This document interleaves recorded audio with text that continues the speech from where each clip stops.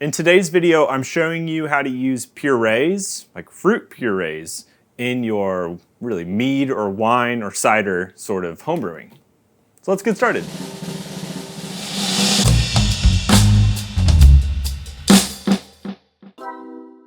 I have in front of me two very crispy and very tasty meads, specifically meads, that were made with purees and honey because they're mead.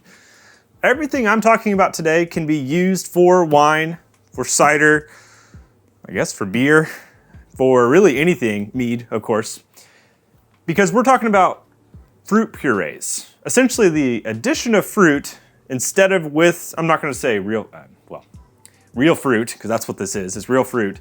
Not like fresh fruit or frozen fruit or flavorings. This is like aseptic purees, which if you don't know what aseptic purees are, it's hard to say. Essentially, they are purees that are not going to have any problem with re-fermentation or anything like that based on the process that they go through. So these in front of me are some examples of aseptic purees and companies.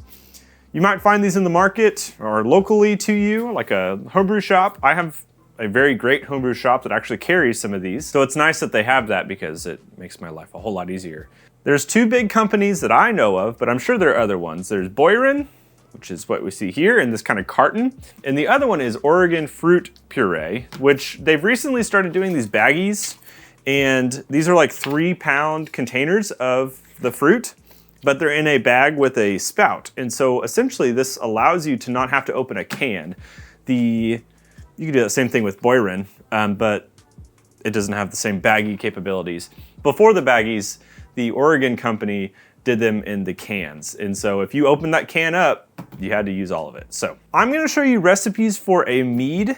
If you're a wine or a cider maker, I guess sub out the honey for the sugar that you would use, regular sugar, and you've got yourself the same thing. This is a carbonated recipe though. You can of course do this non-carbonated. You can up the amount of sugar, make yourself a stronger mead, wine, cider, and then just have it non-carbonated. But these are both 6.5% and very crushable, very conducive of having many, let's say. So here are two recipe cards.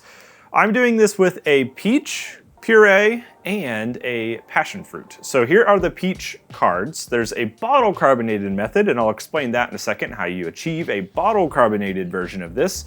And then of course there's a keg carbonated, doing that.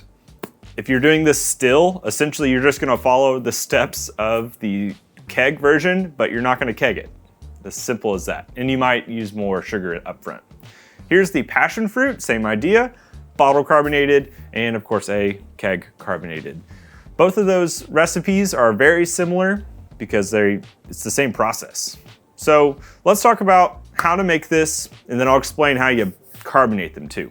For this mead, we're gonna start with a traditional base, meaning that I'm gonna start with essentially the start of that recipe card had 0 of the fruit puree in it.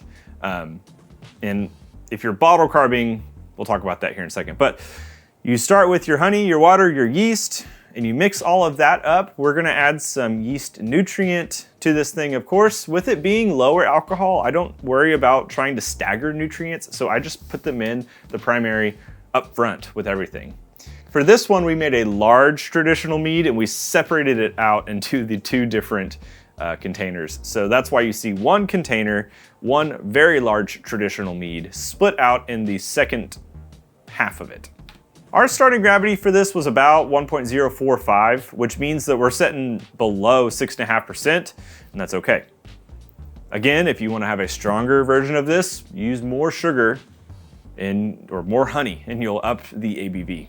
On my card, I also recommend 2 different yeasts. I either recommend, really I should say 3, because there are 3 that work well for this, but the Lalvin K1V1116, the Lalvin QA23, or the Lalvin D47 are all good yeast for this general purpose. Fermentation's gonna fly by because this guy's pretty low ABV.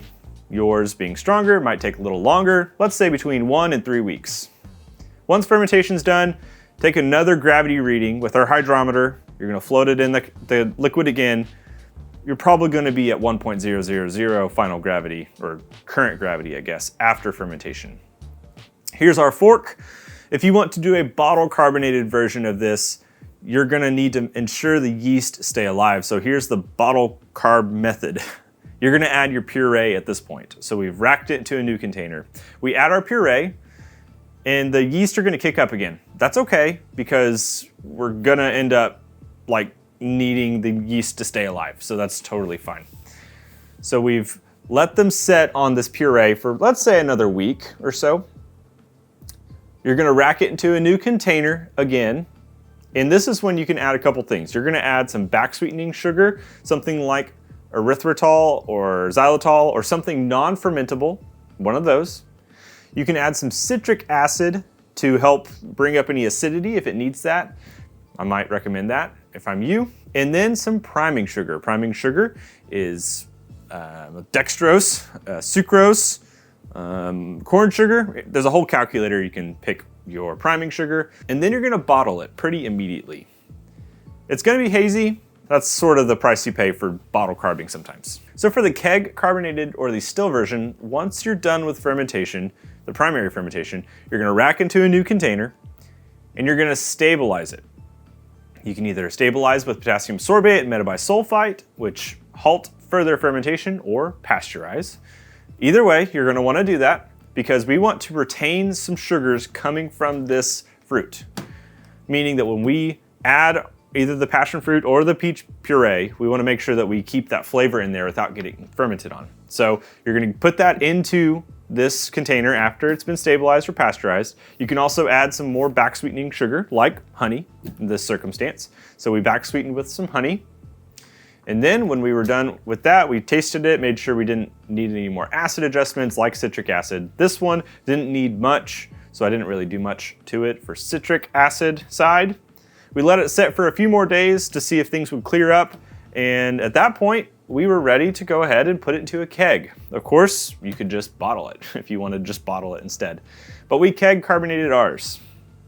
On my card, I also include an alternative for real fruit. If you want to use real fruit, it's the same process / timeline for when to add the fruit, so if you want to do that. But I really like these purees.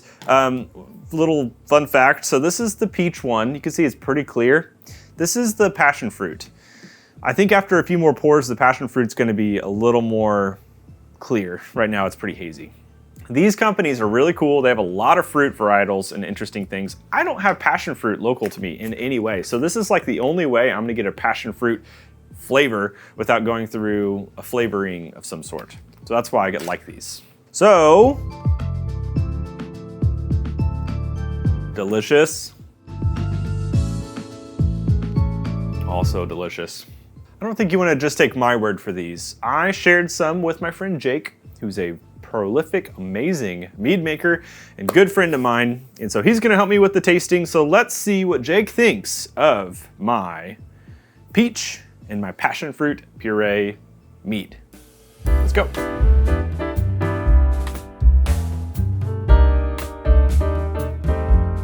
Hey Jake, it's great to see you.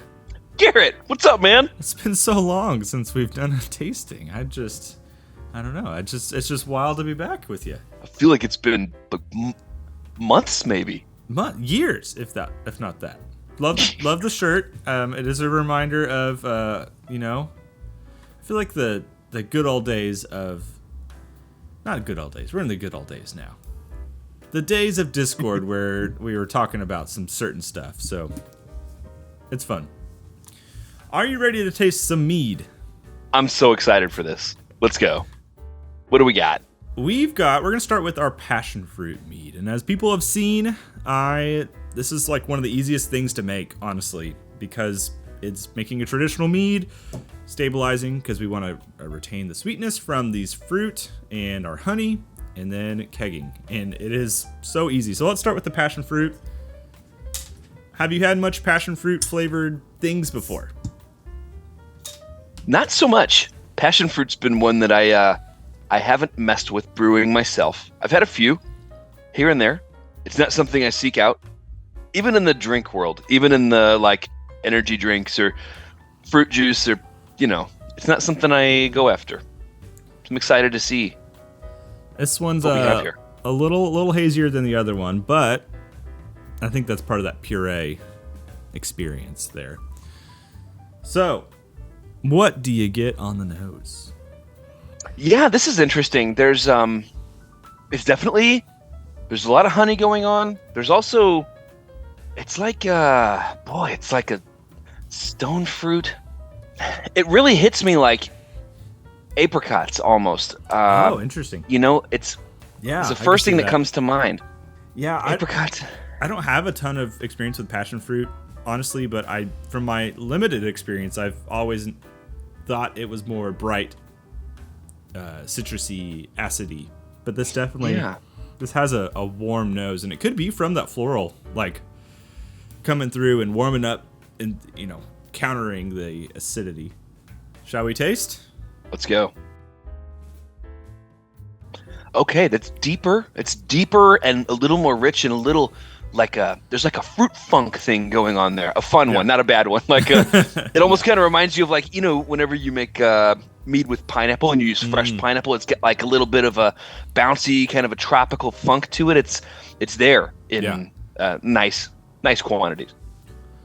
I wonder what the listed flavor components of passion fruit. Okay, we were in the right world. It says the flavor is described as citrusy with hints of melon, pineapple, or kiwi. Those are the flavors. Yeah, it's definitely got a tropical vibe to it. And I would say it's evenly balanced with the honey. It's just as much of the funky tropical fruit as it is the honey that's there. Right. Carbonation is really nice. What I love about this, with being so easy, is that the amount of puree I used, it was maybe a $20 bag of puree, which is expensive, to be fair, for 3 pounds. It went a long way, I feel like, for 5 gallons. Because I flavored 5 gallons with 3 pounds of passion fruit. And it's done pretty well. Yeah, that's really interesting that it only took 3 pounds to get this much. Typically, I'll get one of those 11-pound bags and I'll be using it in 5 gallons. And it's like, it's just getting me to where I need. So this, then again, I might be thinking about still meads at 11-12%. And this is a hydromel. It's at 6.5% and it's carbonated. And the fruit's presenting really well. I would say that is a major component there. Is with higher strength, you would definitely need more fruit, I feel like. Especially because like you mentioned, I think the honey and the fruit are balanced here, but obviously the moment you up the honey, you got to up the fruit in order to make it work. So, right. But passion fruit also seems like a strong flavor. So I'll be curious, because peach is our next one, how peach transfers. It's a little more delicate, I would say. So let's switch over to the peach one. Same process, Same idea. 3 pounds as well.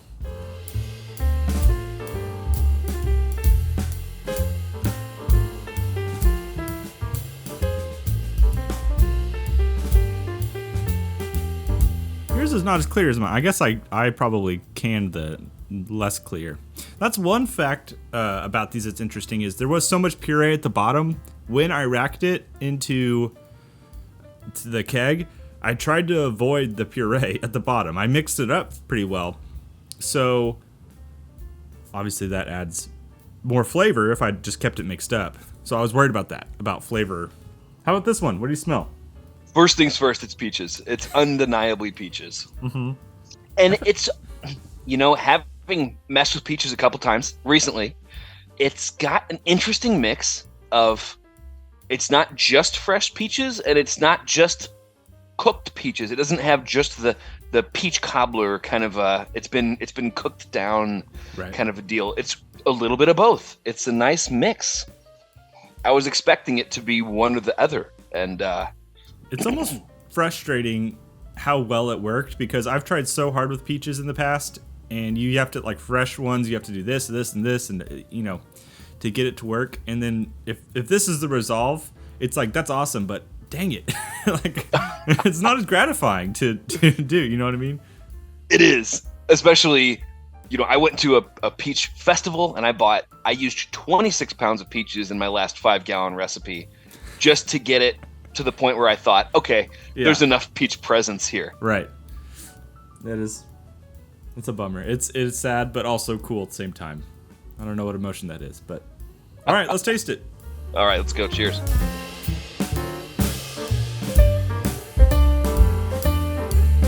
Yeah, really nice balance again. One thing I do love, and the reason I paired these together especially, I wanted the trad base to be there because they came from the same thing. So that you could see what flavors are coming from the honey and then what flavors are coming from the purees. And I feel like these are very different with the same-ish base, obviously. But the fruit is popping out in unique ways for both. Yeah, the hydromel base is sort of this... It's the same motif from one to the other. And the fruit, I feel like the honey is just a little bit stronger than the peaches are in the flavor in this one. The peaches just ride a little bit under the honey and the hydromel base. But it's so insanely crushable. I'm mad at how you said it was only 3 pounds. It's only 3 pounds, man. Yeah, it's one of those. The company is Oregon Fruit Puree, which I think you've seen before, and they do the bags now. And I did I think a bag of both of them. Pretty sure, but yeah, not a lot. It's pretty wild. Yeah, I think if you really, really wanted to knock it out of the park, another 3 pounds would really send the peaches forward to be the front boxer in the match.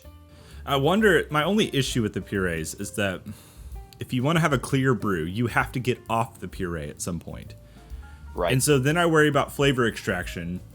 If a lot of the flavors in the puree itself, what do you lose when you rack off of it? And so that was kind of an interesting thing. I would be curious to side by side it, but then I don't know, like what then you value a clear brew versus a cloudy brew, but the cloudy brew is more flavor. I don't know. It's all over the place. So it's hard to figure out where to go with that, because obviously we drink with our eyes, as BC notably says. So I don't know. I'm gonna go back to the other one for a moment. For sure. They're side by side. Okay. Yeah. Tropical, funky. It's awesome. Lively, citrusy. Yeah. I think they're both really well done. Both of them are really crushable at the 6.5% level, carbonated. Yeah, this would destroy at a hot summer barbecue. Oh yeah, yeah, definitely. That's the goal, is to get it to where hopefully people will be inspired to make this. I know there's like a nervousness that comes with kegging. There's not really a great way to bottle carb this. Mostly because I think a saving grace of this is the back sweetening honey continues to pronounce so much of the mead character that we love. When you're bottle carbing, you can't do that. The fruit puree could have some component of sugar that can be re-fermented on. Therefore, you're going to lose some flavor there. So it's really hard to do in a bottle carb. You can do a 1-gallon keg or smaller. They have ways to do it. This is definitely one of those I would crush. And I will. In fact, I'm taking it in this weekend, the keg, over to my mother-in-law's, and we're just going to sit by the pool and hang out and drink. And it's exactly what's going to happen. So I'm excited to do that. But I highly recommend people to do it. Here's the recipe cards, the keg version. And then I'm going to include no, I'm not going to do that. These are carbonated. There are ways to do this still, but I'll do a different video on these for still versions because I think it's a little bit different when you do it that way. So, Jake, thank you for tasting more mead. You may have had the chance to meet Jake in person at Mead Stampede 2024, because he's not only one of my amazing Discord moderators, he's also a great friend of mine, and he is on the committee for Mead Stampede, and he will be there all weekend. We're going to be partying it up, drinking lots of mead, and I can't wait to see him there. Jake, thank you for your time. Thank you for tasting my meads. Garrett. Bo Barrett, Banana Fan, for Ferret, me, my Merit, Garrett. This is awesome. I love doing this. This is so much fun. Thank you for having me. Yeah, man. I love this stuff. Hey, well, I will see you super soon. Absolutely. Looking forward to it. Mead Stampede, here we go. Cheers. Cheers.